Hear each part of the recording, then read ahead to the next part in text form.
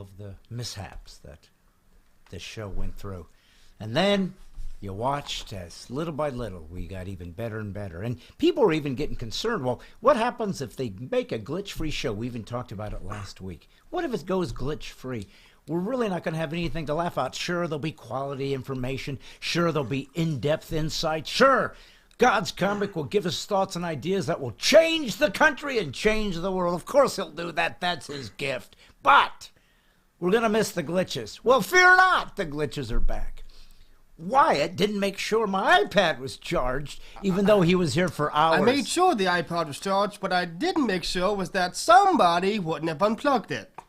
And then he'll make an excuse. It's not an excuse, If it's true. this is your very first time Not an to excuse. Brad If it's Stine true. Has Issues, welcome to my nightmare. Wyatt, let him know we love him.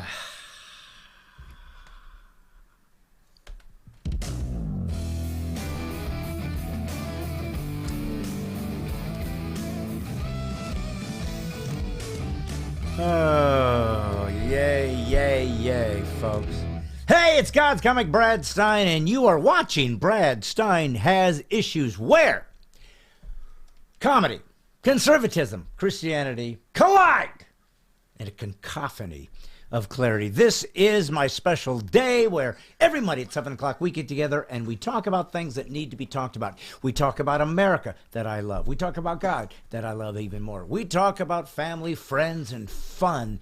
And more than anything, we try to get together, have some laughs together, but hopefully observe the world that we see and see if we can make it a better place. And if not, at least we can laugh at Wyatt. Wyatt, you failed me again, son. How long is it going to happen until finally everything runs? You know, I just got this thing up and running. Listen, if the tech guy has a solution to a problem, Yes. the number one reason, way to stop that problem from coming back, is to just not touch the solution. I see. You see, you failed at this point, you see. I see. You had to put your notepad on the iPad thing. And so you decided the more logical decision was not to simply put your notepad over the iPod, which would have completely avoided any problems. No. You decided that it would be best to unplug the device that we've already established should never be unplugged under any circumstances, and then carefully remove the iPod from the area. Again, unnecessary, so you can put your notepad on the stand. Now, why you did this, I couldn't tell you. As we've established, it was unnecessary, and yet here we are. Yeah. So anyways, if you are new to the show, Brad Stine Has Issues, this is God's Comic, Brad Stine. And that voice that you hear is my son. Now, he's really good at making excuses for why he failed miserably at things. But you know who didn't make an excuse today?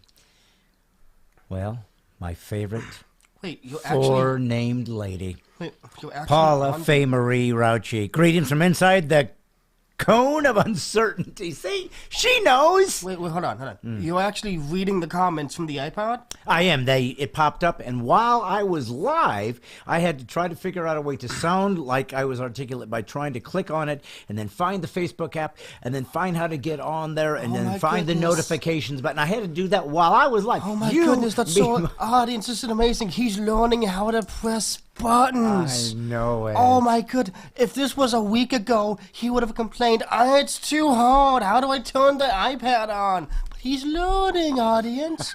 Pretty soon, he'll be the one back here pressing buttons, and I'll be the one being actually funny. Well, you know what? You can always dream. You can always pray. You don't know what the audience is going to do. I want to see, by the way, since we always have a disconnect with who I see first and who you see first, who's first on your end, son?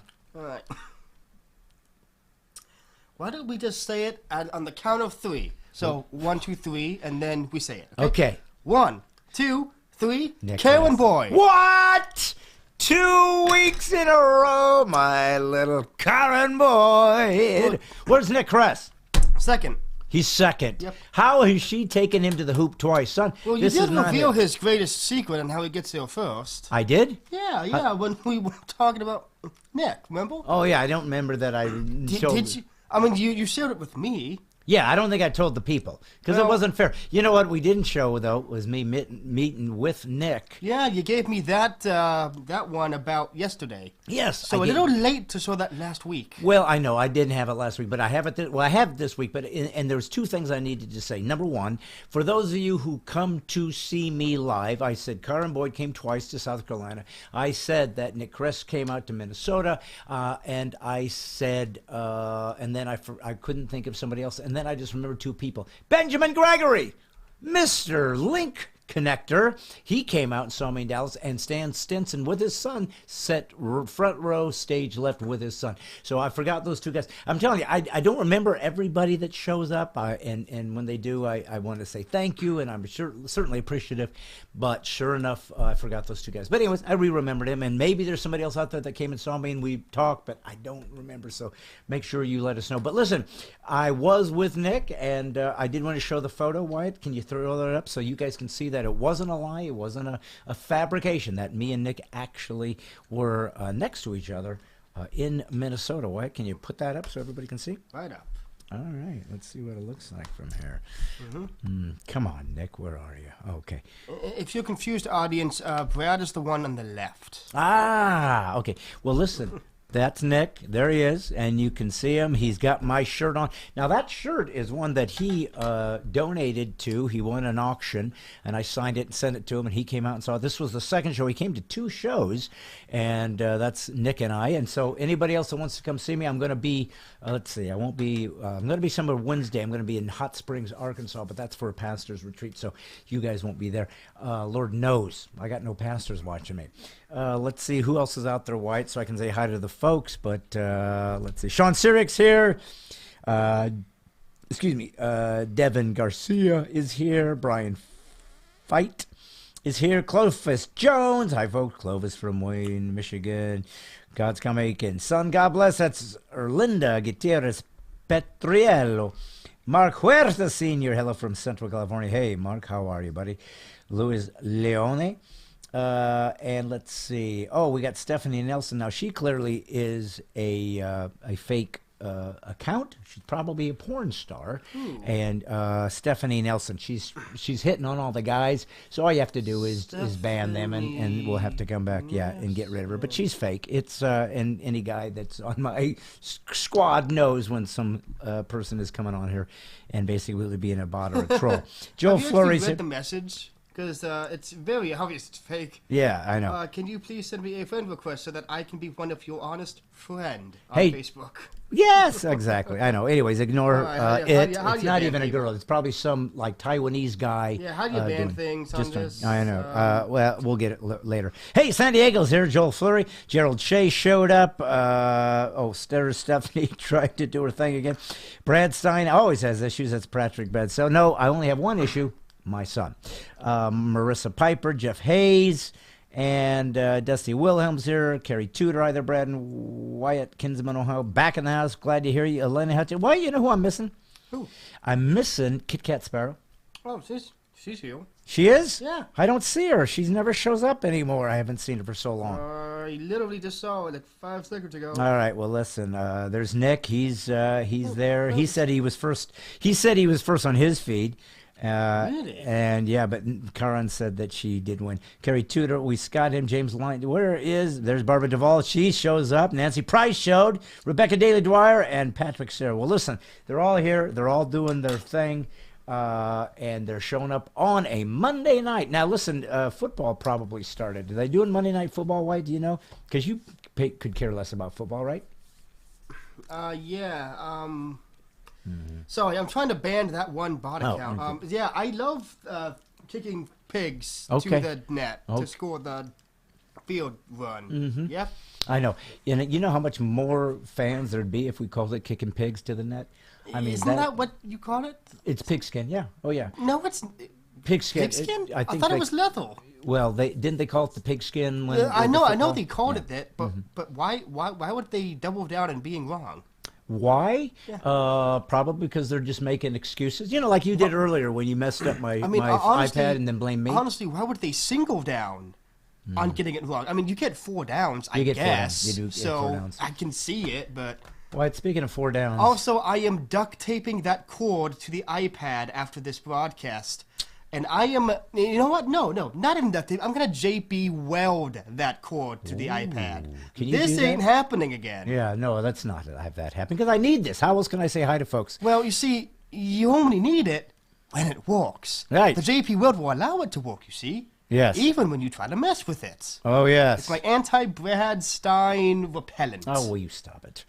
Listen, I got to tell I you will something. stop it when you stop messing with my hard work to make Your this podcast hard function. work. You are a Lowe's employee, son. And I am the one guy who has literally been recognized off the clock on the streets for it. You know, Thank you very much. You know what? I wonder myself if any of you guys have ever been recognized. If you work, let's say, at McDonald's or Jack in the Box, if they have that where you live. Seriously, was that like a prank or something? Was that like a hidden camera show or something? What was that? Me being recognized for working at as a hardware store. Not even a hardware store. The hardware department of a store. Why, I think they feel sorry for you. They think this poor little kid, this kid with clearly a mental condition, found a little job at Lowe's. He's the little guy that gets to walk around and find screwdrivers, and that's his No, lot I in can life. find it the screwdrivers. It's the wrenches I have a problem with. Yeah, the wrenches. They keep moving them. You know what? It just they got to adjust that a little bit, don't you think? They got to adjust the wrenches. I think. And speaking of adjusting the wrenches, I should tell you this about Wyatt. Wyatt has had a cough, a deep lung problem. He's been coughing. So if you hear in your mic, and it's only going to be in an echo above because you never get to see Wyatt, and we're going to make sure that stays that way. But you might hear a little cough. That might be it right there. You might hear a little bit of a sucking on a lozenge. And you know what? I got to tell you, one of my top 3 favorite words is lozenge. It is a really fun word. Isn't it? Lozenge. What is it? Automatopoeia, a word that sounds like what it that's references, like automatopoeia. zipper. Yeah, zipper. And what's in it? Give me another one. Boom. Boom. Yeah, that's a good one. Well, you know what else to me sounds like what it's called? Lozenge. I don't know what you're doing with your lozenges, but if they're making that sound, you might need to seek additional help. Lozenge. Doesn't it just make my voice sound clearer, more robust, and yet more... It makes your voice sound clearer, but an onomatopoeia is a word that mimics the thing it's representing. Wyatt. A lozenge is not representing Wyatt. your throat. Lozenge. Lozenge. See how it makes you just... does. It feels like you're sucking on honey. Like honey is what I feel like is drizzling down my you throat. see, funny you should say that, because these are the ones that actually have that like honey liquid center in them. Oh, And nice. Let me tell you, I don't care how many of these things you have in your life. Yeah. When that like outer shell breaks and that liquid hits your tongue, You know what it feels like? it is the most unsettling feeling for like half a nanosecond, and then Yeah. it's like, oh yes, this is the part I was waiting for. You know what it makes me feel like? Lozenge. Oh, I know. Isn't that neat? Hey, listen, I got to tell you something, folks. There was a bit that I did years ago, 2008, in Unapologetic. No, why did I say that? I meant to say Wussification. I have 2 albums that have one name. One's called Wussification, and one's called Unapologetical. And then the next album that hopefully I'll make soon, I don't even know what I'm going to call it yet. I've got a couple ideas. But we'll see. We'll see how it is. But I did have a comedy skit that dealt with the idea of the sacred. You see, for those of you who watch this show and have come on to see me maybe for the first time and you like the comedy, but you've noticed clearly, if you're still watching, I'm a Christian and a conservative. So I've always inculcated that into my show, made that part of the comedy. And this was one bit that I did years ago that really was dealing with the idea of the trivializing the sacred. And it's funny because people... after seeing the joke, would always comment about trying to give me a little bit more depth and insight as to what caused this particular phrase to enter the vernacular in the Anglo-Saxon world. And it always cracks me up when people do that. It always cracks me up when I would make a joke about shaking hands. And I had two albums of 2 different jokes about shaking hands. And I'd always get all these people saying, well, you know, shaking hands was really in the Roman times. They would put their hand out and the other guy would as well, thus proving they have no dagger. And why'd they call them daggers back then, by the way? Why not call them knives? We call them knives now, right? A shank, right? A shank or a knife, but they call them daggers, like a dagger, like I'm dagging on you. Anyways, that's what they call it, son. And don't you think any difference, but you know what it didn't sound like? Lozenge. But you know what? If you didn't have a dagger, didn't have a sword, you would say, look, and then and it would prove that I don't mean to slit your throat or stab you in the back. What a nice little phrase. I got a question. Yeah. So if the entire point of shaking hands was to prove nobody has weapons, nefarious intent. Let's call it that. Why do we only use one hand? The Romans did have two, right?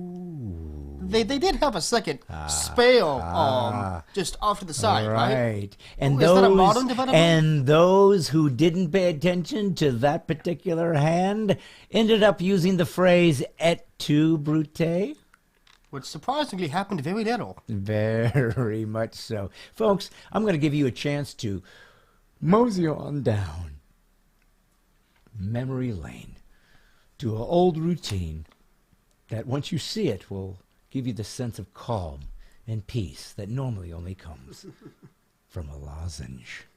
Wyatt, make him laugh. See, this is the thing. The church has its own political correctness. It's called legalism. And it's the nonsense that has them people in the church telling you what you can do, can't do, what you can drink, can't drink, what you can wear, what you can't wear to be a good Christian. The very thing that Jesus hated his whole time on earth. What we've become many times.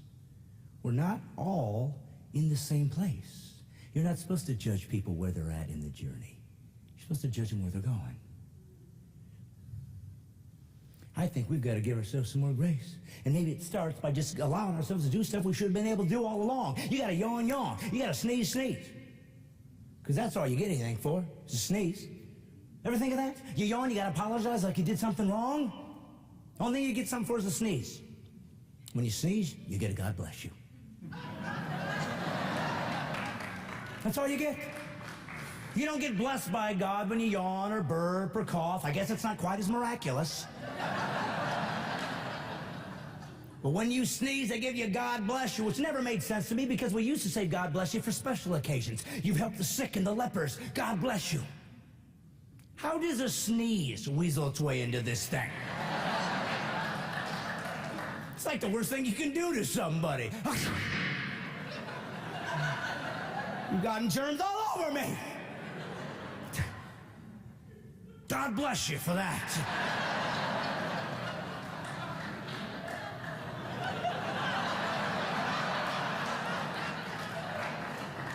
If anything deserves a God bless you, it's the yawn, because at least you're sucking germs back into your body.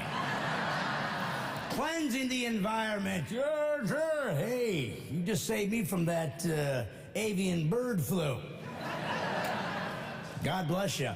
Okay.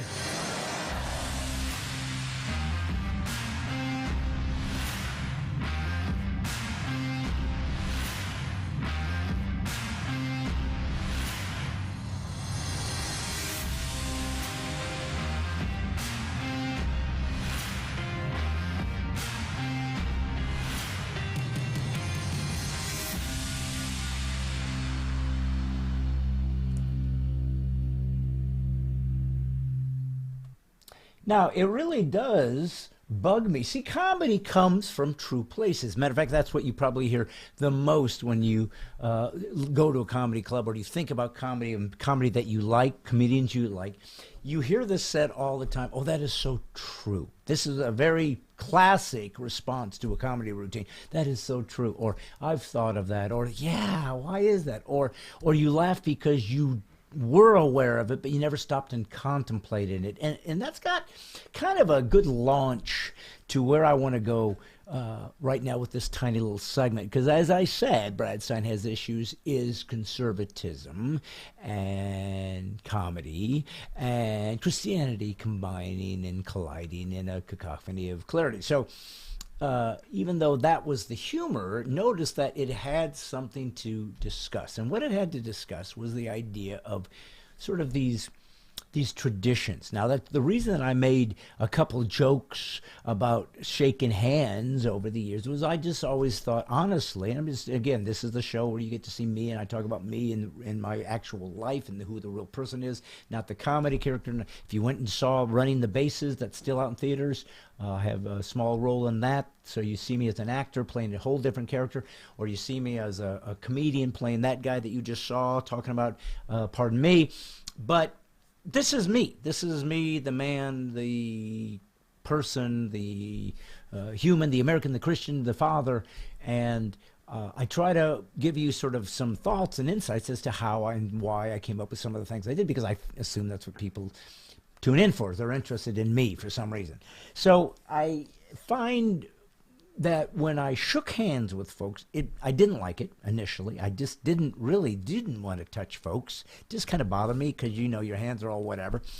And I did learn years ago that probably the number one reason that doctors who are seeing sick people over and over and over again all day long don't get sick that often is because the number one reason is they are always washing their hands, because the biggest way that you transfer germs is from this, and then you're doing this, which is ironically not utilized during the corona crisis cult, where they felt that as long as you had your face covered from the flying virus, then somehow it would bypass your eyes and not hit them and be absorbed. It wouldn't somehow get onto your skin, and I mean, they did have a lot of wipes and whatever, and people were wiping stuff down. That is true.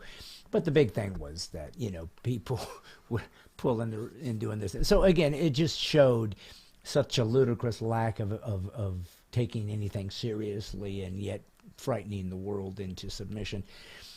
But it did observe the idea of, have you taken time in your life to think about the things that happen in your life? You see, to me, one of the things that makes comedy work and why comedians do what they do, or what they're good at, I guess, is they take something that you guys see and take for granted every single day. You shake somebody's hand, you say, see you later, you know, try to get in an Uber, you know, you've all ordered food through a drive-through to McDonald's. In other words, the human experience is something we all go through, but comedians don't just let it happen to them. They comment on it. They break it down. They try to find some funny in it.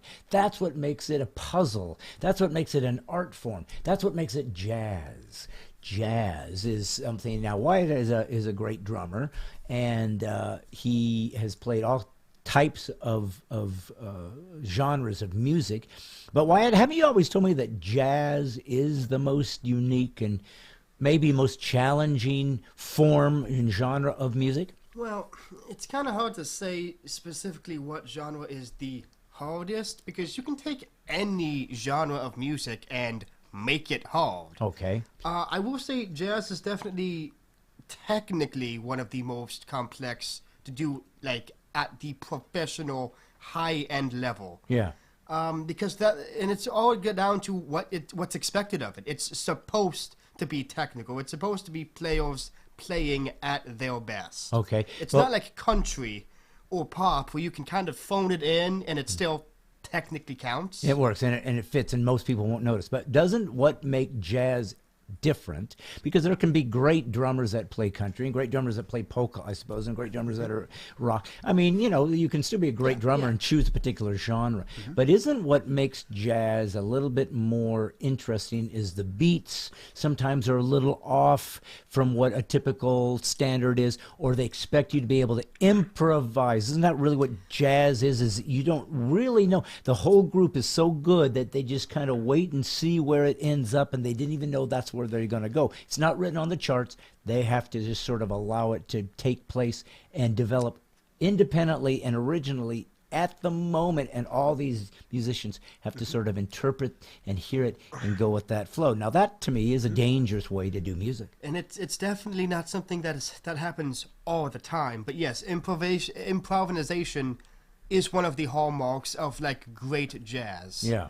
if like I don't know if it's true or not, but I remember seeing this article online like years ago about this jazz instructor who basically told his students, I don't care if you hit a single right note.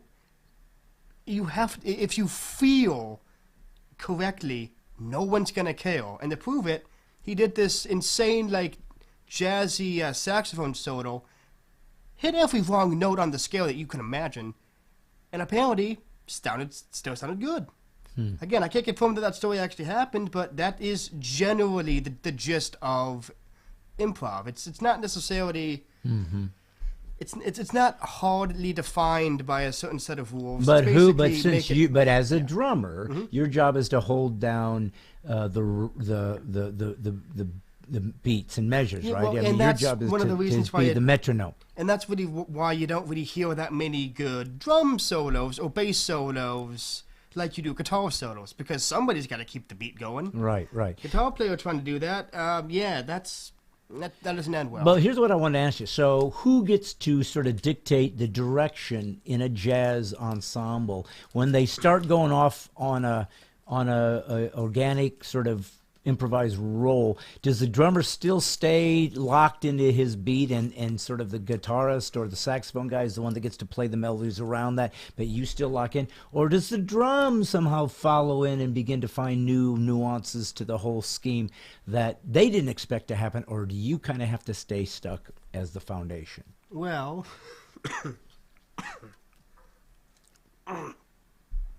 obviously, it depends, but really, and this is coming from years of playing, drums professionally, I guess you could call it. I did get paid for it. Yeah. The number one way to make improv work in that sort of sporadic, I'm doing this and you guys better follow me. Yeah. Because I ain't stopping. Right. That really only works best if you really, really know the people you are playing with. Yeah. Because sometimes during a song, you will do what is called a retardando, which is when you slow down the tempo. Okay. And the last hit of that gradual slowdown, that's the important one. That's the last note of the song. That's the note people are gonna remember. Wow. And a band that knows each other and knows how they play, it's almost magical how they all instinctually know exactly where that hit lies. Okay. Because I've played in church band for how long exactly? I don't know, 10 years? At least a decade. Yeah. And whenever we do that, pretty much every single time that situation happens, right on that beat, we're all there. Now, I've also done that with bands that I've only, I'm session playing with. Yeah. I don't know them. Right. But they paid me. Right. When we try to do that, it takes, the first time, nobody knows what they're doing. Even by, a weekend, it's not consistent. It's something that has to be built over years. And you gotta trust the other guy, because you're all gonna look stupid if the thing doesn't work. Exactly. You all look like you screwed up. And when the band looks stupid, who do they blame? You. The drummer. Of course. You know why? Because you are the equivalent of the button pusher when it comes to the especially band. if I'm using a synth pad. Exactly. Well, you know what? It does keep me moving forward in this little philosophical moment I wanted to take with you guys tonight. It's just a little bit. We're going to get to Rick Green is going to be doing an amazing interview here just shortly. You're going to like it, so stick around for that. Bring your friends. If you need to reinforce America, where we're at and where we're going, and what we're going to need to bond together to keep this republic alive, call your friends and tell them to get on the Facebook Live, the YouTube Live right now, because we'll be bringing Rick up here in a second. But the reason I talked to you about the jazz and the idea of finding all these separate instruments that have to make a cohesive one so that it's beautiful and it works together, you need each other is the key. And there was an idea that I was ruminating on and have been for some time now. And I just wanted to throw it out to you guys because this is my special place. My Brad Stine Has Issues is the place where I get just to be me and talk to you as my friends, and so be it. That's the way I approach this. So I was dealing with an idea that was bothering me for a long time, and the idea is really simple, but yet we don't really know the answer to it. And the question is, why did God make people? Why did he make us? Now, here is my concept, and I want you guys to think about this, and then maybe next week we'll comment on it. But here's the problem, to me. If you hear people say, why did God make humans? Usually they'll say, well, he wanted to share his love with us or something. Oh, okay, so he makes us so that he has somebody he can share his love with. Or somebody could, feel his love and be able to really embrace it and have this wonderful experience. Some people say that he made us just to give us the opportunity to share paradise and beautiful stuff with him, and just to know him and the joy of that and this and that. And they have sort of these, I don't know, these sort of simple answers to how God brought us in so that we could experience things that he can give us and he alone can give us. But what they don't really go into is, but he didn't need to do that. He didn't need to do that. Now, here's the problem with God, and it's where a lot of atheists make mistakes. And the reason a lot of atheists make mistakes when it comes to the God experience is that they don't understand who God is by definition. So God is omniscient, omnipresent, and omnipotent, which means he knows everything. He is in all places simultaneously, and he's all-powerful. He can do anything. That is the most powerful being that can be imagined. Anything that could be imagined that's deeper than that is actually God. So when I thought of those three traits of God, omniscience, omnipresence, and omnipotence, it made me realize something about his being, and it was this. Okay, if you are omniscient, it means you know everything there is to know. Whatever can be known, he knows it. Now, that means that God has nothing to learn. He has no books he needs to read. He has no maps he needs to examine. He has no dictionaries he has to confer with. He doesn't have any scientists he has to go ask or some expert that he needs to get some insight from. He knows everything. He has nothing to learn because he knows it all. He knows what's coming and what went. He knows what you're going to do and what you're not going to do. So you can't even fool him with your choice. He's omnipresent. He's in all places simultaneously. Now, we know that we live in a three-dimensional world, length, width, and height. But there's other dimensions that quantum mechanics has examined. We believe that time is a dimension, right? And I think quantum mechanics has come up with maybe 12 or 13 dimensions. Why? Do you know much about the dimensions, what other dimensions there are, or how they... Didn't physics say like 9 or 11? Right, but do you know what they represent? Like not height, width, and length, like our three dimensions. What else is there? Time is a dimension. Space-time is one. Yeah. I think everything else is just hypothetical, proven through mathematical models, but not really given any. But what does it represent? A space it's taking, or? I believe it has to do with string theory. I think it's the way that the strings can combine themselves. Okay. So 11 different like permutations. Okay. Well, if that's the case, God is in however many universes there are, however many places there are, how many dimensions there are, we don't know. But he's there right now, simultaneously, including right here in this broadcast while we're talking to each other. So he has nowhere to visit. He has nowhere to go. He doesn't get to take a vacation to Maui. He's there. He doesn't get to take a vacation to the Antarctic or try to climb Mount Everest. He made it, and then he's there anyways. He has nowhere to travel, no exotic port to go discover. He's already there. Okay, so I did some research on the physics thing. Yes. So apparently, there were 7 dimensions. Okay. And according to this, they are mass, length, time, temperature, electric current, luminous intensity, and amount of substance, whatever that's supposed to mean. But those are considered a dimension?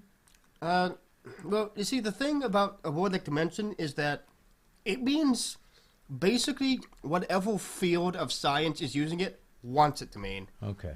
It's really an informal classification system, honestly.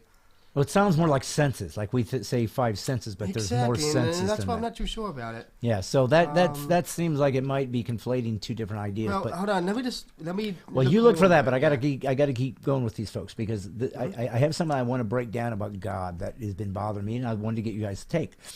So he has nowhere to go, nowhere to visit. Now that would be to me boring because you got nobody new to discover. Nothing new to learn, nowhere new to go.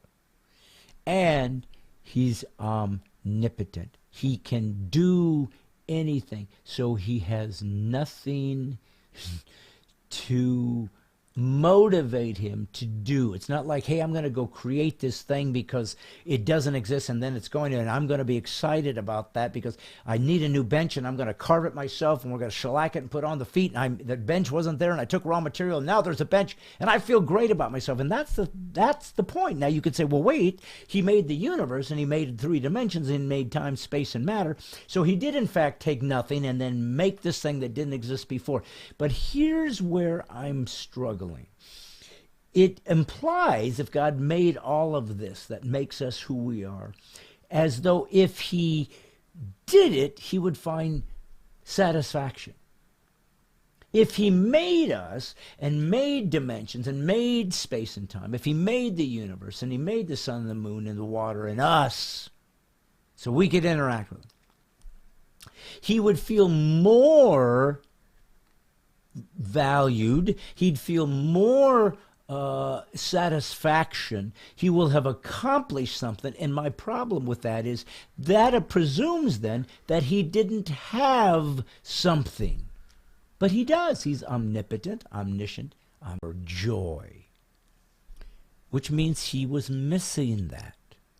And my thinking is, but he misses nothing, so he must not have made us to make himself happy, because it presumes that he is less than happy without us.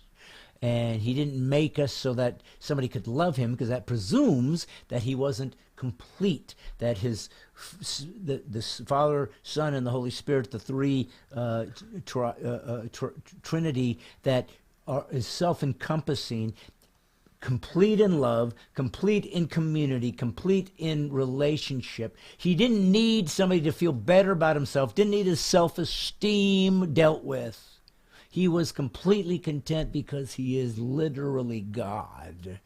And so I thought, why did he make us? We were redundant to his needs because he didn't need us. We didn't add to his life. We didn't give him something that he didn't already have. Now, philosophically, God is known as a necessary being. He is non-contingent. In other words, he simply is. Nothing made him. Nothing can take him away from him. He's not needed by a gradation of new concepts connected to each other to lead up to the fact that there is God. No, he was here from the beginning. Everything that we observe, everything that we are, everything that we look at, that gives us a sense of meaning and value. He just created. He was already here. He put time and space and matter and universe into the system. There was no matter. God is immaterial, and he sort of made it appear. He created this new stuff. And so I wondered to myself, well, we are contingent on God. Humans are contingent on God. So we're not necessary. But then here was my dilemma. Here's the problem I want you guys to think about, and then give me your thoughts on it down the road. If that's true, then God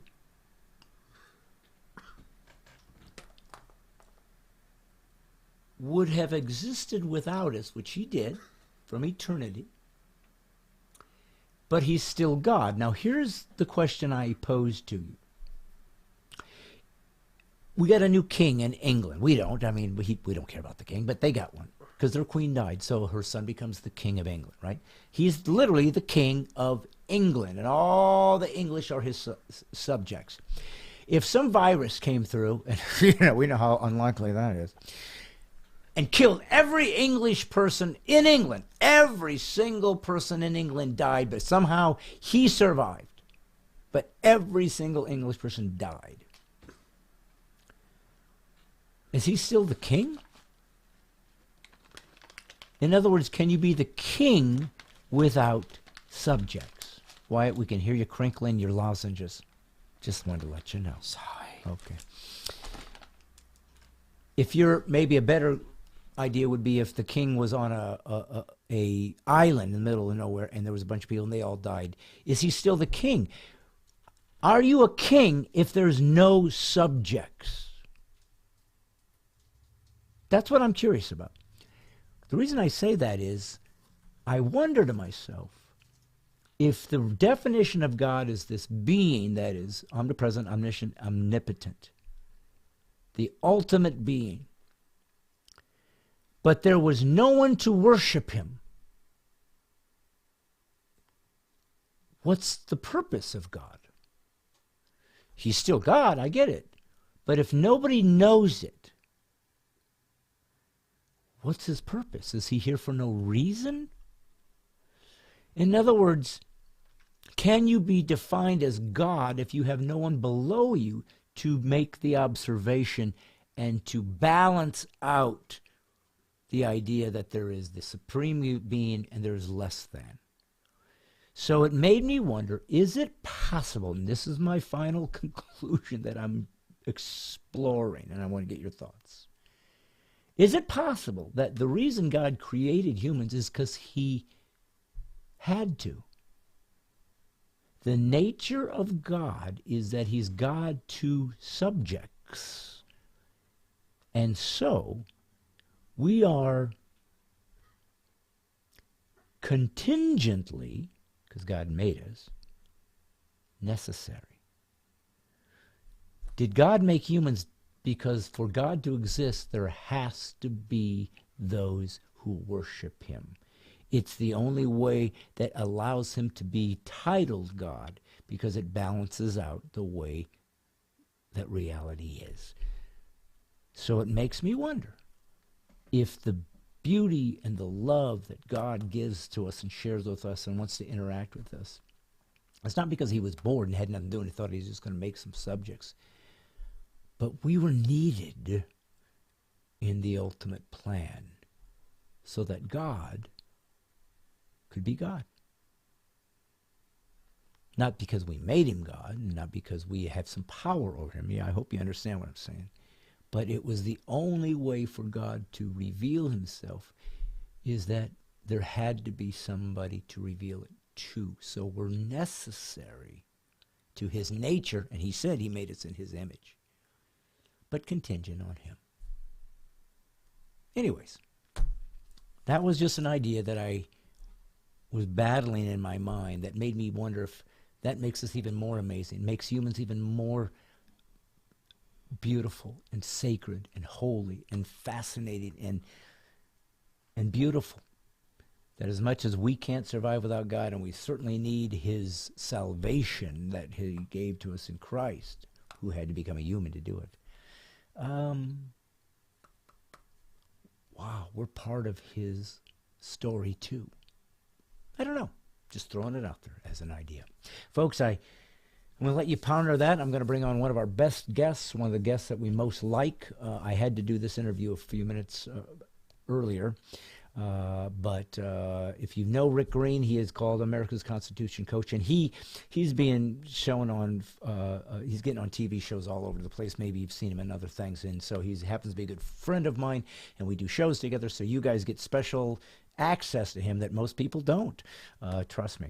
But we talked about some very important things that are happening in America that we need to be able to rally around. If you're going to be part of the militia of the mind, we need to know what our marching orders are. So, without further ado, if you can relax after the philosophical exploration, I give you a very important and interesting interview with America's Constitution Coach and my friend, Rick Green.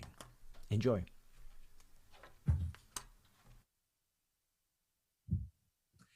So, as usual, I'm always excited to bring on my favorite guest, everybody's favorite guest. Everybody's the one guest that they continue to ask for and beg me to bring on. And even when I show up, when my show starts, people say, oh, it's you. We were hoping Rick was going to guest. We thought he was coming in. We thought it was going to be the best of Rick.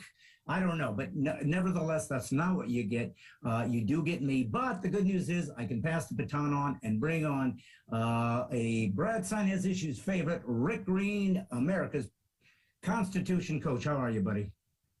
I'm good, man. I just had this strange feeling you say that to all your guests. I just feeling used. I'm feeling like I'm just one of many, but I'm gonna accept what you said and I'm just gonna believe it for a day. Okay. Well, I would say that would make sense, except for I don't have any other guests. So you're the only guy that's crazy enough to come on with me. So you win. You get the monopoly. But anyways, for those of you who are new to the podcast, and I do get some odd things. I need to quickly, because there's a couple things I want to talk to Rick about that are very important. But I do want to say very quickly as a caveat, I do get a couple Australians that watch me tonight and every night. I get a guy from Ireland, a guy from England, a couple Canadians, let's see, South Africa. So I get some folks from all over the world for whatever reason. They must be in like solitary, and this is their torture that they make them watch me. But I do get folks from around the world, and I want to say this to you guys. I don't know if I've ever said this before. I'm grateful that you're here. Obviously, if you show up, I must be saying something that helps you and inspires you in some way. But as you know, my mission in life, first as a Christian, is to tell God's story. It's the single most important story in human history. But then I'm a missionary to America. I am fighting for my country. And the truth is, folks, if America wins, everybody wins. And if freedom remains in the United States, then just maybe, there'll be a glimmer of hope in Australia and Canada, because we saw what happened to you guys when you laughed at us because we wanted to keep our guns.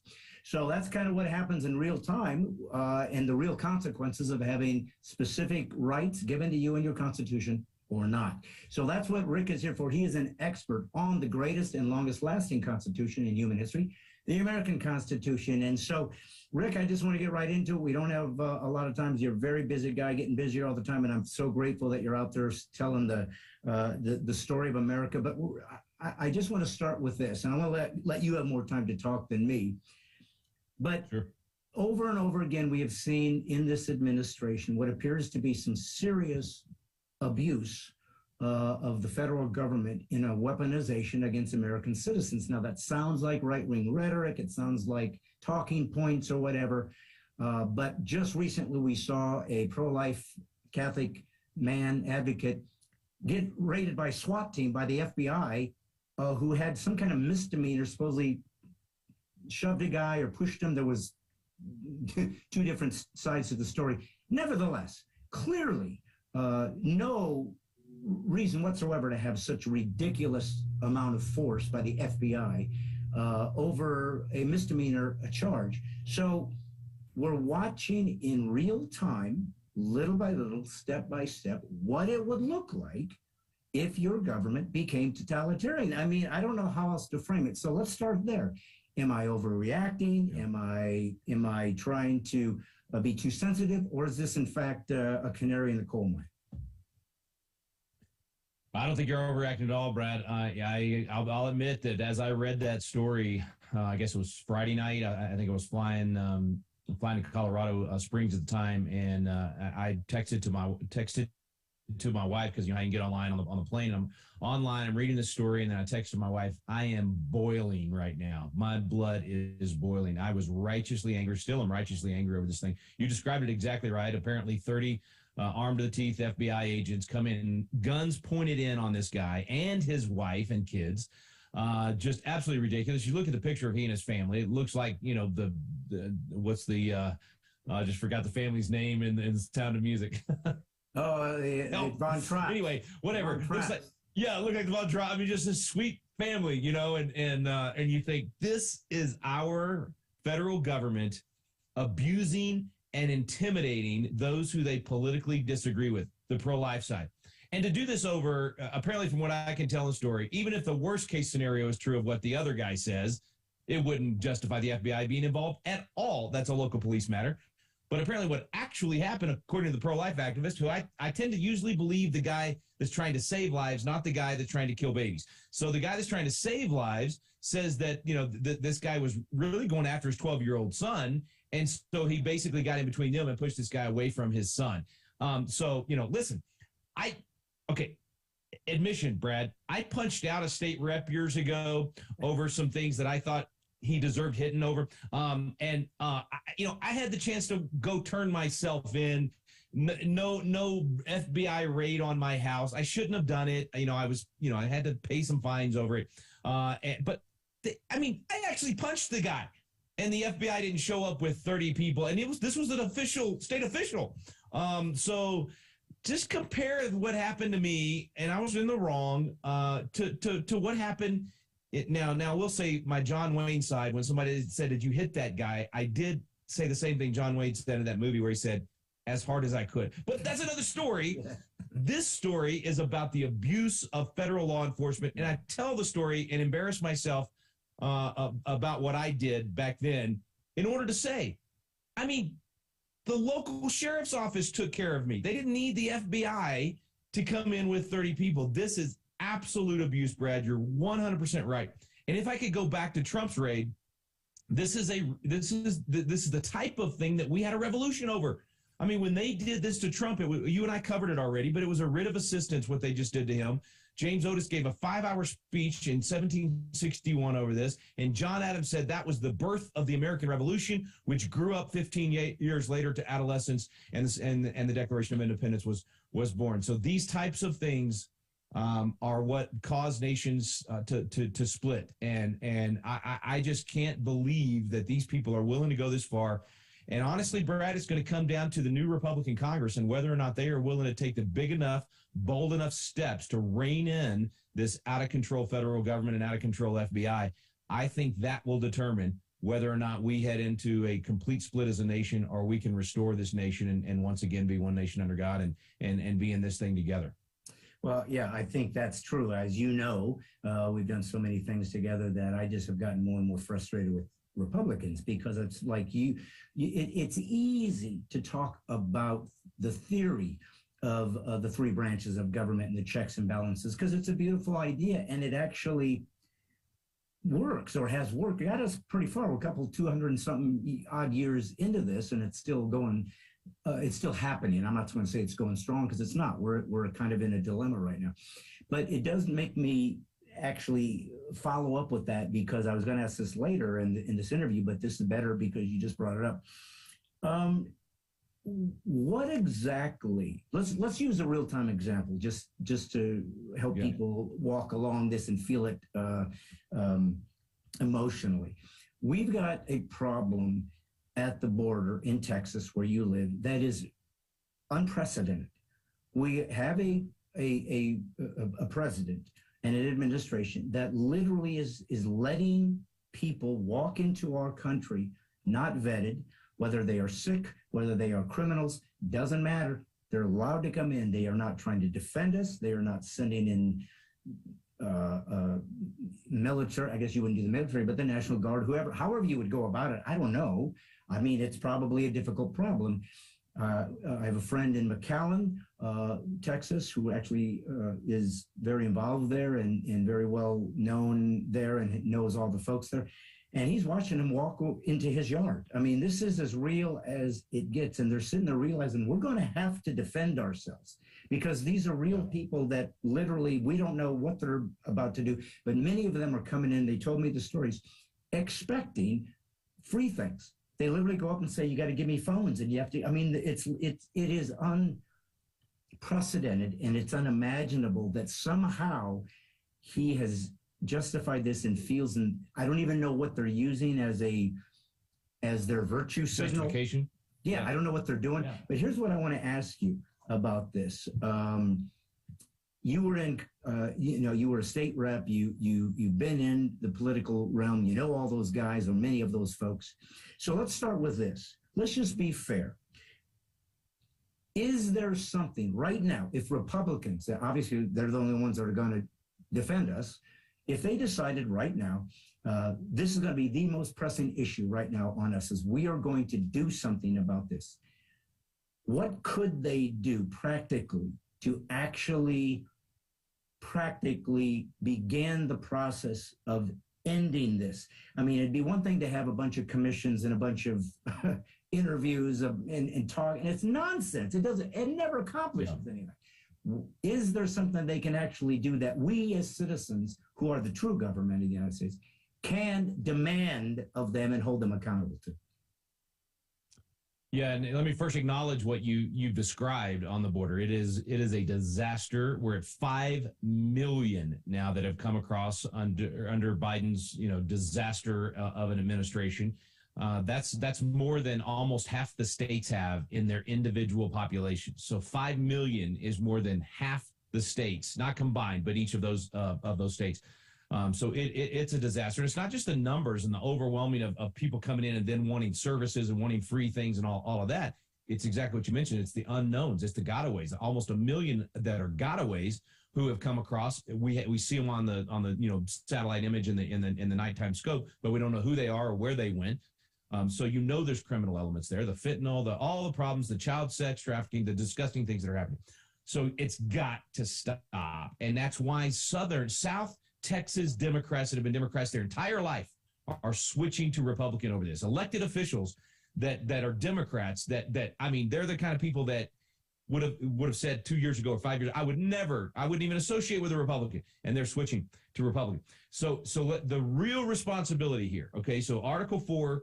Let me make sure I read this right. I wanted to make sure I share the right clause with your audience. And instead of just quoting it, usually I just say Article 4, Section 4. Let me actually read it so folks know what we're talking about here. Okay, so we're talking about the power of Congress to, first of all, the guarantee, right? They're supposed to guarantee. So here's what Section 4 says.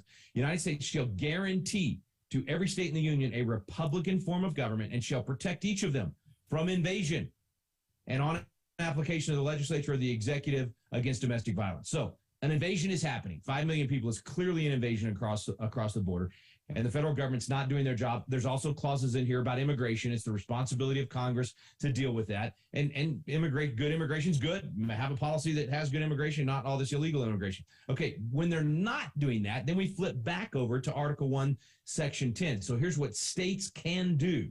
And this is said in the negative, so it's something the state can't do unless, and the unless is where we're at right now. No state shall, without the consent of Congress, lay any duty or tonnage, keep troops or ships of war in time of peace, enter into any agreement or compact with another state or with a foreign power, or engage in war unless actually invaded or in such imminent danger as will not admit of delay. Now, the reason I'm reading all that, Brad, is to say that the real burden and responsibility at this point doesn't shift. It's not Congress as much because the president's the one that's supposed to be implementing. Congress has already passed all the laws. The laws are on the books. It's the president as the executive who's supposed to execute the law that is allowing this to happen. So Article 1, Section 10 gives the states the chance to respond without the federal government. We are in imminent danger. There is no way for delay at this point. The governors have to do this. Now, Carrie Lake in Arizona, every day she talks about the fact that she's going to do this on day one when she wins and she's sworn into office.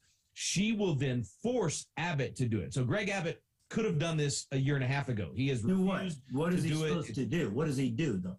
Do what? To actually go seal the border. Actually seal the entire tech.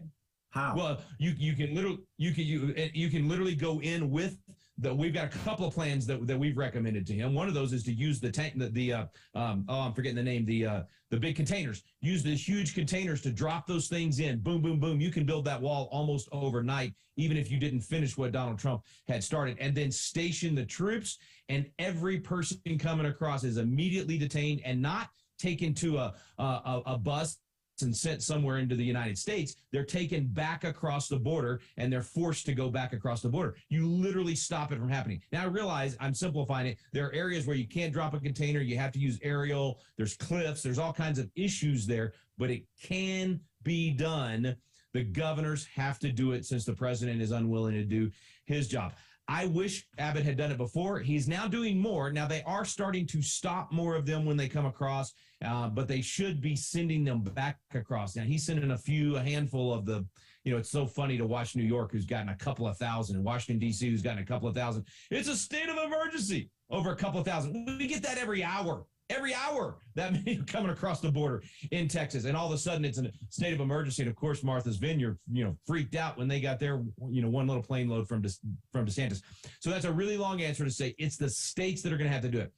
But I do think the Congress can put pressure on the president. They can essentially negotiate and say, we're not going to pass any of your bills. We're not going to pass a budget. We're not going to do anything until you do your job under the law. And I think, Brad, this may sound radical to some people.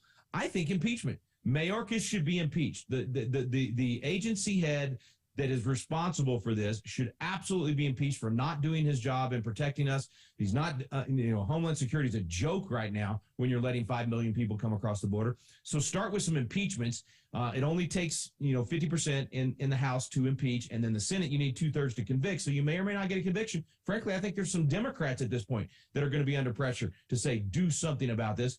And then impeach the president over this for dereliction of duty and for not doing I think this is a crime what he's allowing to happen. He's inviting these people to come in. People are dying. Children are being raped. It is evil what's happening, and it's at his feet. All of this is 100% at the feet of Joe Biden. Yes. Well, I mean, that's really what I've always tried to do on Brad Stine Has Issues, my little podcast. I'm certainly no big, giant behemoth, but I'm an American citizen. I care about what this is doing to my country's DNA. One of the things that I find interesting about the idea of citizenship, which I know you are a huge advocate and respecter of the citizenship of America and how important it is and how amazing and what it has accomplished in helping other people around the world. But there was an expectation, and again, back to your expertise on the Revolutionary War era and the founding era. Yes, a citizen was someone who was born here, someone who was part of the fabric of the society. But wasn't there an expectation of a duty to be an American citizen, that you were required to behave in certain ways, to have a certain amount of a moral code? You were supposed to have a certain sense of honor and respect and gratefulness for this nation and those who died so that you could be free. And it seems as though in this nihilistic, postmodern, the cultural Marxist realm of the left, who are completely control the Democratic Party now, they honor nothing. They love nothing. They are nothing but death and destruction and cancer, and they've never created anything. All they do is complain, become victims, and suck away any value of anything that was ever good and wholesome. But they leave nothing behind. They don't replace it. They literally deforest the jungle and don't replant the trees. And then they complain we're the ones that aren't concerned about the environment. So I think that I'm learning something about America that is heartbreaking, to be honest, and I learned it during Corona. I can't believe how much I learned about who the cowards in America were going to be, who the people were going to be that would easily do whatever they were told, and in doing so, prove that liberty wasn't something that mattered to them. It wasn't something they were going to fight for. And it gave us information, but it also taught us that you can't assume that your average American will take up arms or defend himself or believe that this country is important, needs to be saved. So it's going to be a remnant of Americans who remember who we were and what we want to be able to have a shot at keeping this together. But I do care about practical means, if possible, to accomplish those things. So one of the two places in our nation that are being destroyed by CRT, and I bring that up because that's what they're utilizing. They're not teaching necessarily CRT, but the fundamental principles of what CRT is literally being implemented as a way for them to navigate who gets to become a teacher, or who gets to become the chairman of the board, or who gets to be a board member. So or who gets government assistance. That's it. So it literally is, when they say, well, we're not teaching CRT in school, you said, yeah, you're right. You're not teaching the theory of CRT. You're doing something worse. You're implementing it. You're doing it. And making it happen. So the two places that simply cannot continue to have this cancer inculcated into it and not be stopped is the education system, where it's being taught, because that's our next citizens, that's our next generation, and I'm completely flabbergasted here, the military is implementing CRT concepts. I just saw something about the Air Force Academy doing some sort of briefing where they didn't want them to, they're talking about pronouns and don't say mom and dad. Right. And of course, as soon as you get them on, you get them under oath and say, oh, no, we're not doing that. That must have been some guy that just kind of threw that on his own. But, and I don't even know if you have the answer to this, Rick, but I'm looking for a lifeline. We can't just look at this and wring our hands and hope that every now and again a bunch of parents will get together at a school board meeting and maybe shut down a pornographic book or whatever. And that's important. It's important because they're building awareness and they're showing that we're watching. Yeah. But we have to remove it from our institutions. It is literally another attack on America. So how do we negotiate those who are going to immediately speak about the First Amendment and free speech, and the realization that what good is free speech if you use it to stop free speech? There has to be some common sense logic as to how we allow speech that lifts up and defends America, and one that literally wants to upend it and end Western civilization. So long question, but those two institutions are being ravaged by this. How can American citizens absolutely say, nope, what can we actually do, Rick, outside of rioting or whatever, to say, you don't get it. You're going to not do this, and we're telling you right now, this ends. How do we go about that? Yeah, let me back up first to two things that you said early in that, two general things, and then we'll come to the two specifics on education and military and what we can do. First, on the general things, you used two words that I think is so important for us to zero in on. One was a citizen. What is citizenship, and a citizen, what does that actually mean? And two, you used the word honor. It's something that we've lost in our culture. We've got to come back to. There's a fantastic book, and I can't pronounce the guy's name well, but the book is called Conservatism Revisited, and it really comes back to this Hebrew word kavod, this honoring of the previous generation, the culture, the parents, the whole thing. We've got to come back to that. So that would be a great topic one day for us to really dive into. But in terms of citizenship, all these people that say, oh, the Bible says treat the sojourner the same and all of that, and you people aren't obeying the Bible. Listen, the Bible says when the sojourner comes in, they obey the law. They come in and they act as if they're part of the culture and the society. They follow the laws of that group, and that is not, of course, being done. And we're allowing for this total, as you always talk about, Brad, this instead of out of many one, it's out of one, we're becoming many, and we're just separated into all these things. So citizenship is vital. Victor Davis Hanson has a new book on this. It's really good. It's a whole concept of coming back to the idea that being a citizen has to mean something. Being a patriot, meaning patriotism, is all about what is your nation about? What is a citizen in this nation? What does it mean to be an American citizen? What are the value systems that we're teaching to our kids, and how much of that is being passed on? So those are great topics we should do more on. But the whole thing that's being done in the education system and in the military is tearing down those two very things that you spoke about generally, citizenship and honor. So the whole education system has destroyed, completely redefined what it means to be a citizen, actually made you feel bad for being an American citizen, and acted like everything before us, instead of honoring the previous generations, despite their sins and their flaws, made them out to be the absolute enemies and evil, and we have to be the opposite of that. And so it's everything you talk about that was taught at the Frankfurt schools, that whole cultural Marxism thing to tear down the institutions that came before us. And those two institutions you're talking about, education and the military, we've lost education completely at this point, and therefore I'm a big advocate for getting out of the public schools. Absolutely, get competition in every state is going to be necessary. That will ultimately improve the public schools, but in the meantime, get your own kids out of there and private or homeschool, whatever you can do. We still influence. I was at the State Board of Education in Texas just a couple of weeks ago. Brad, you would have been disgusted by the testimony. These Republican State Board of Education folks were using experts that were the woke, leftist, gender, Asian studies, all kinds of studies that had nothing to do with what made America great. And fortunately, enough of those mama bears showed up, and we stopped it barely on an 8-7 vote. And so we've got some time now to fix that. But so we're still big on influencing what's going on in the public schools. It's got to be done. But that education system, it's a nightmare. And the military is becoming that. You said it a little bit different than how Dennis Prager says it, but the left destroys everything they touch. And we're going to lose a war. We're going to absolutely lose a war because of what these people are doing in the military right now. They are destroying our military. They use the COVID jabs to get rid of it, push everybody out that thinks for themselves and that wouldn't just fall over themselves to be a part of this. And so now I've acknowledged the problem. It's huge. It's massive. What can we do about it? Well, on the education front, get your kids out of the public school. Do not wait to do that. Homeschooling's tripled. Millions of Americans have already figured this out, and they're already getting them out. Start a homeschool co-op at your church.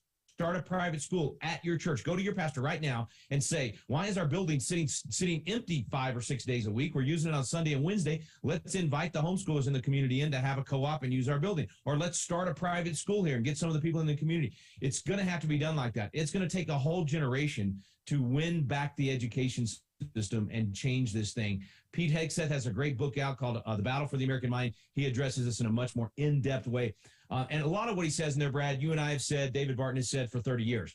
But at the end, his strategies at the end are the real deeper answer to your question on what we can do about the education system. There is a lot we can do. Every person listening can do something about it. And it begins with what you're doing with your own kids. But it's also those things sometimes sound trite. To testify at the school board, influence that curriculum, start that local school. Now it's got to be big steps, literally starting a school. I know people are listening going, I never thought about actually starting a school at my church. That's a big one to bite off. No, it is, but you can do it. Thousands of churches are doing it. You can make it happen at your church or in your community. The military one's harder, bro. There's not a lot that you and I as individuals can do about that one. That one really does come down to electing a new Congress that will somehow, some way hold the Pentagon accountable for this nonsense. Now, it sounds trite again, having hearings and all that, but it does. Sunlight is the best disinfectant. So when the Republicans take over, they are so far promising that they're going to do this, that they're going to be heavy-handed on this, that they're going to bring the light to these things, that they're going to force the Pentagon to change. The guys I'm talking to in Congress are actually saying the first thing Kevin McCarthy said this the other day in their contract with America kind of thing. First thing they're going to do is repeal the 87,000 new agents, which is, the 10th reason we declared independence. There's 27 of them. The 10th one was he has erected a multitude of new offices and sent hither swarms of officers to harass our people and eat out their substance. That's word for word the 10th reason, and that's exactly what these 87,000 agents are. So this congressman that I talked to the other day, though, and had on my show, he said, man, we've got some things up our sleeve. We're going to be very aggressive, and we're going to find ways to pull a bunch of this stuff out, even though Biden's going to threaten his veto and all that. We've got some things we can do. So I don't have a real clear-cut answer for you on the military thing. That's going to be up to Congress. They're going to have to lean in big time, and we're going to have to hold. What we can do is then hold their feet to the fire, write in, call in. A lot of your viewers know their congressman. Now, a lot of them don't, but all of us can contact those folks and say, this has got to stop. We're going to literally follow Jesse Kelly. He's a great voice on this, a Marine that has a talk show that, man, and he's the one that I got that from. We're going to lose a war. He's the first one that said that, and I thought, he's exactly right. I mean, they're more worried and making sure that they're capable of breaking things and killing people, which is what a military is supposed to do in order to win that war. So the second one, I'm sorry, I wish I had a better answer, but the first one we can do a lot about. Well, this is something I've talked about many times when we've done the Comedy Constitution and just sitting and driving for hours in the night, trying to understand what's happened to us. And, you know, as I've always said, and I've appreciated about you and for all my watchers out there and fans, you know, get your kids to Patriot Academy. If you have teens, they need to go. If you feel like, you know, I don't know if I'm good enough to teach them, or I'm not sure I understand this, or it's not, I'm kind of a guy that believes in this, but I'm not sure how to go coordinate all that. Well, he'll do it for you. Get them to Patriot Academy. Just go to patriotacademy.com and you can see where these situations are, the different states that he's putting these up to. But it's like a camp, a summer camp for a week for kids, but they're going to learn conservative values, Christian values, and so forth and so on. You certainly can't live, you know, if you did the best you could and it didn't work, you tried. But boy, if you haven't made sure that your children were protected and educated, that's on you.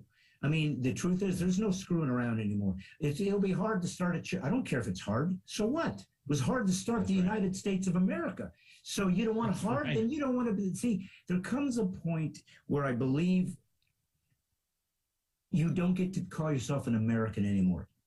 I know you do. I'm just saying there comes a point where you're not an American anymore. You don't deserve to be a citizen. You don't deserve to live in this country because all you've done is taken and taken and taken from those who were willing to do hard things. And you haven't given anything back. And that ungratefulness is probably the greatest sin. As a Christian, we know that to be grateful to a God to have done something for us that we literally couldn't afford and we had nothing to do with is certainly not too much to ask to say, I'm going to give you my life because you've already paid for something that I literally couldn't. Well, that, you know, let it be done on earth as it is in heaven. He made a hierarchy out of the governments, and he said, now you take care of your territory on earth, and you defend it, and you be grateful for it, and you flourish with it, and you take over it, and you be kind to the nature that I've given you, and you be good to it, but also harness it and be creative with it and continue the creative work that I've done. This is why Christianity matters and the Bible matters. It's an old book. Right. Yeah, that's what makes it so amazing. It's filled with thousands of years of wisdom, unlike any book in human history. That's why you need to join us, not only as American patriots, that's important. First, become a Christian so you can see the world as it actually is. It will change your life. But this is what Rick and I are both doing when we do the Comedy Constitution show.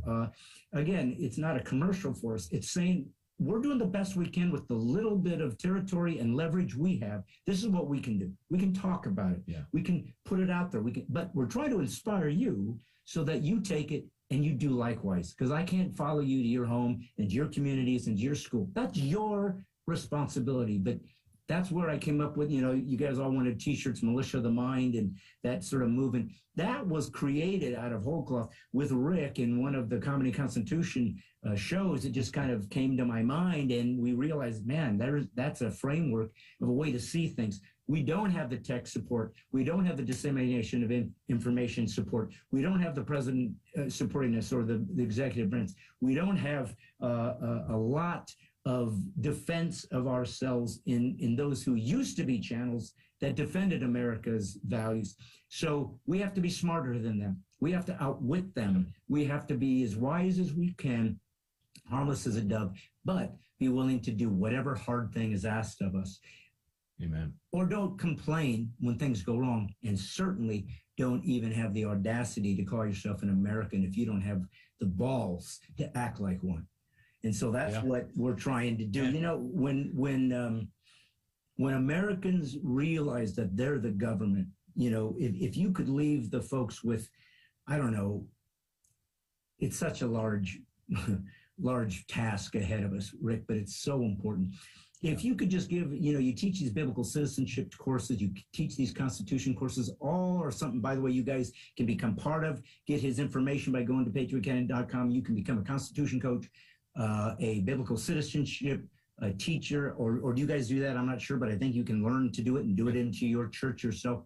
These are ways to arm your people and create a militia of the mind. How would you leave our folks in general, Rick, to, I don't know, if there was just some simple couple steps to what it would mean to defend America as a citizen, but doing that under the auspices that you are in fact the government and you literally theoretically have all the power. How do you say my people go forward can begin to affect their community outside of the things we've already discussed. Well, and you can't do those things if you don't learn, if you don't get educated about this, if you don't know how our Constitution works and what the Bible says about how to live this thing out in a proper way. So without that information, you're just angry, right? You're just looking for something to do, but you don't know what to do or how the system works. So that's why we do what we do, and all of our classes are free, man. I mean, if you don't want to start a school at your church yet, at least start a class on biblical citizenship. Spend 8 weeks in a row with people that you invite in. We give it away for free. So go to patriotacademy.com and do that. And frankly, Brad, I just want to say this about what you were saying about if it's too hard and you're not willing and all that. Sam Adams said it. Crouch down and lick the hand that feeds you, and may we never remember that you are our countrymen. I mean, that's the father of the American Revolution that said that to people that said, it's too hard. I don't want to get involved. I'm so sick of business leaders, business owners that say, I'm not putting a sign in my yard for that candidate because I might lose some business. Crouch down and lick the hand that feeds you. People that aren't willing to go the extra mile to educate themselves and their children, or even go to a Constitution class, let alone host a Constitution class. Crouch down and lick the hand that feeds you. I'm sick of the sheep. I'm looking for lions. If you're a lion out there, go to patriotacademy.com. Sign up to host Brad and me. Bring us into your community. We'll fire people up with a comedy and Constitution, and you'll have a whole army of patriots coming to your Constitution class and saying, what can we do? We want to help.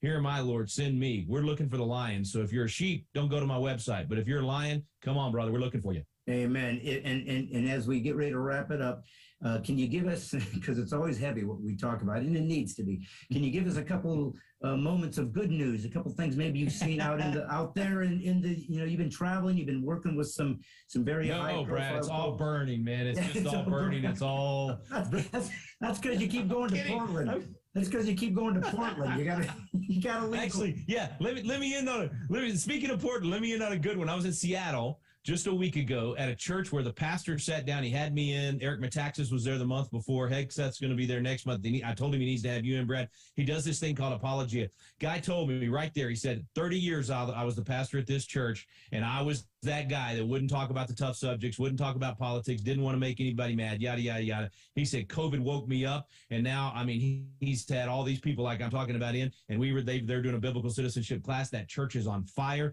They're now salt and light in the community. People are coming from all over. That's happening in Seattle, Washington, Brad. Mm-hmm. It's happening all over the country. You and I saw it in Los Angeles when we were there at Thousand Oaks. All the places that we're going. So the principles still work, folks. It's not that we have to despair or give up. We just have to shift our focus and say, I'm going to invest more of my time, my money, my effort, and I'm going to be a part of a solution. If enough people do that, I believe God will save this country. I think God's not done with America, but he's kind of looking at us right now and saying, do you really want it? Do you really want to save America? And do you really want freedom for another generation? Or do you need some quail right now? Do you need so much quail that you'll throw up? If you need some tyranny, I'll put some tyranny on you. I think that's where we are right now, and it's up to us. I couldn't agree with you more. I saw a stat that had come out that they're saying that only 64% maybe of Americans now identify as Christian. That's been going down. We're been more and more secularized. And of course, folks, evangelicals are looking like that. Oh my gosh, what's going on? This is really horrible. And I remember thinking to myself, you know what? I don't know that that's necessarily a bad thing, what I just read. And I'll tell you why. Because one thing I've learned is and God told me this, too many churchgoers, not enough Christians. Yeah, 64% identify, but guess what? All those other ones that left, they identified as a Christian. But if we've learned anything in the last few years, what you identify as doesn't necessarily mean you're really that. And I've learned that many of these folks that were churchgoers, who maybe traditionally or their family or it was just a hobby or a habit.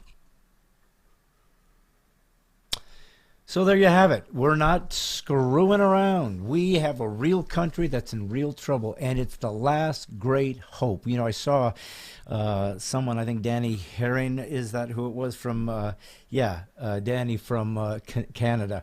And she said, we're under Trudeau. We're under a tyrant. We are under a totalitarian. We are being destroyed. And Canada was very similar to the United States. But it isn't the United States. Australia had some similarities, but it's not. The United States is one of a kind. We are a gem. Not because we're better than all you guys. You guys could have been just as great as Americans as we were. We were given the roadmap. We were given the founding documents as to what could make this nation great. And we spent 250 years trying to get to that place that they had envisioned when they started it. Folks, we have to fight as men and women as Americans and be relentless.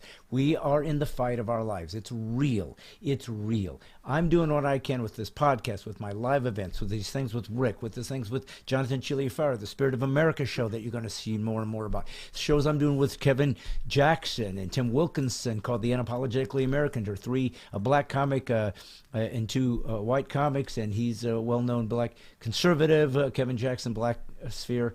You might know him, but we're doing some live comedy shows. I'm doing what I can to get into churches, to get into conservative groups, to get into anywhere I can to use the comedy as a First Amendment right to speak against these ideas in a way that comedians only can do.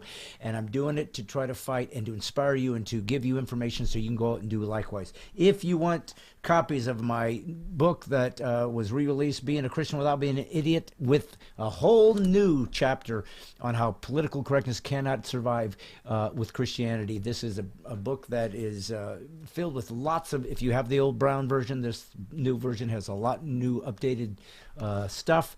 But anyways, I am doing this as donations.